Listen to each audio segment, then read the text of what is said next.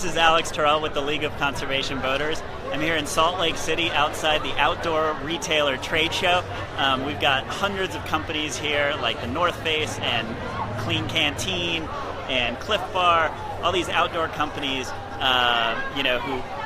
sell their products and whose businesses really depend on public lands. And we're actually out here because there's a huge public lands rally about to get started called This Land is Our Land. And I'm here with my friend Kirsten Blackburn with the Conservation Alliance, one of the organizers of it. It's going to be a really exciting event. So I wanted to talk to Kirsten hear a little bit about this event. So tell us a little bit about the Conservation Alliance and why you decided to put on the This Land is Our Land March for Public Lands. So the Conservation Alliance's mission is to engage and partner with outdoor industry businesses and like-minded businesses to fund grassroots conservation organizations across the country. So we were born about 28 years ago, and since then our membership has grown to about 210 members. Together we've protected over 51 million acres of public lands and granted over $18.5 million to those grassroots groups working on the ground to protect those places. So our members are all in the Salt Palace here behind me, and it's our responsibility to offer them an outlet to show their support for public lands. So we partnered with Outdoor Industry Association, or OIA, the Outdoor Industries Trade Association, to organize a public lands march from Salt Lake City's Salt Palace, where we've had our trade show for about 22 years, about 1 mile to the Utah State Capitol to show our solidarity around public lands and to celebrate these places and to really celebrate the backbone of our industry and sort of the backbone of who we are as beings. So we're excited to be here. Yeah, and this is just an awesome event. Why don't we get a little shot of the crowd here? Tons of people here. Hundreds, probably thousands of people gathering here. Lots of great signs, a lot of people in support of our national monuments, national parks, all of these amazing public lands. So we're doing the march now, and then it's going to culminate in a rally with some speakers. Can you tell us about that? Yeah, so we'll march, like I said, about a mile to the Capitol, where we'll be greeted with about 10 amazing speakers. Amy Roberts from OIA, the executive director, will kick things off. Sean Chapoose from the Ute Tribe and one of the chairmen of the Intercoalition for Bears Ears. Blake from Hell's Backbone, a wonderful restaurant on the sort of gateway to Grand Staircase Escalante National Monument. That place is amazing. I've been there. You guys should all go to the Hell's Backbone Grill in Boulder, Utah. Fantastic. Grand Staircase. We got to save it. Absolutely. Sorry, you were... John Sterling, our Conservation Alliance executive director, I think, is going to lead us in a song, so that should be interesting. Nice. We have both the Salt Lake City and Salt Lake City County Mayor will say a few words, as well as Adam Kramer from Outdoor Alliance. Jerry Stritsky, the CEO of REI, is going to say a few words, as well as Conrad Anker, who's sort of leading the North Face's athletes program and professional climber. Everybody knows Conrad. No, and it's so awesome to see these outdoor businesses continue to get engaged in support of our public lands.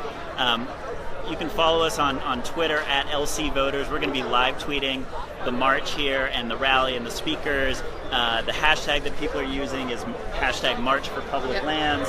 So follow along on there. We've got a lot more coming up. And one of the great things I think that you were mentioning was, just how important public lands are to that outdoor recreation industry that's really, really been growing. Can you speak to the sort of size of that industry and what's going on there? So Outdoor Industry Association, or OIA, just actually released numbers recently, updated numbers from their economic report that they released a few years ago, and it shows that outdoor recreation, or the outdoor recreation economy, is gigantic. It's about $887 billion, which is larger than automobiles or fuels. We're bringing a chair to the table, and we're making sure that we're advocating on behalf of our best interests. Well, and we were just in this trade show here, Outdoor Retailer. So many this was a massive... It's just amazing. And so many companies and doing so much innovation with their technology, and really cool to see all the outdoor gear. We saw like solar panels that go on people's, backpacks or tents and stuff. Just really cool stuff happening in there. Absolutely. And so much of that really just dependent on people having access to their public lands, and that's what really draws people to use those products. And I'd say the outdoor industry is really finding its voice. And we understand our power and our collective power, and how important and sort of integral protected public lands are to the foundation of our business. Yep. And I feel like this march is really kind of like, it's yet another demonstration of how much love there is for our public lands. Absolutely. We've seen during this ongoing kind of review of national monuments that Secretary Zinke and the Trump administration is doing, that we had 2.7 million comments come in support of preserving our national monuments, not doing anything to eliminate or shrink them down.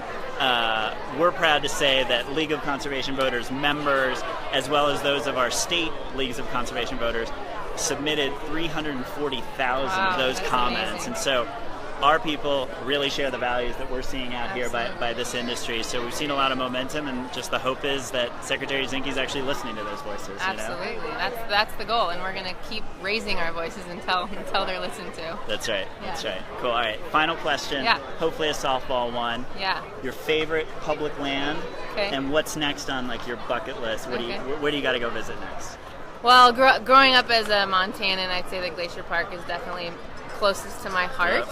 Although Grand Staircase Escalante is a close second. I've had actually one of my best girlfriends had her bachelorette party there.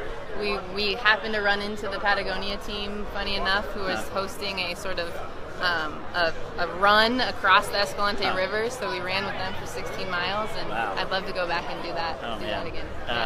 Those places are near and dear to me. Grand Staircase was just there in the springtime. Beautiful monument. Absolutely. Got to preserve it. Some of those slot canyons, just precious, right? Yep. And then Glacier, never been, but put it on your it's list. totally on my list, right? Awesome. Especially before those glaciers I retreat, think we just right? have a couple years actually. You better get Okay. there. All right. We'll do next summer then. Awesome. Cool. Fantastic. Awesome.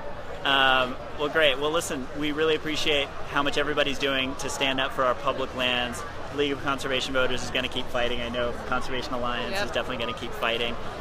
You can learn more about national monuments by going to monuments.lcv.org. We've got a lot of resources there, ways to elevate your voices. If we stand together, we can protect these places for future generations. So, Kirsten, thanks so much. Alex. It's been awesome. Appreciate it. Absolutely. Thanks, everybody. See ya.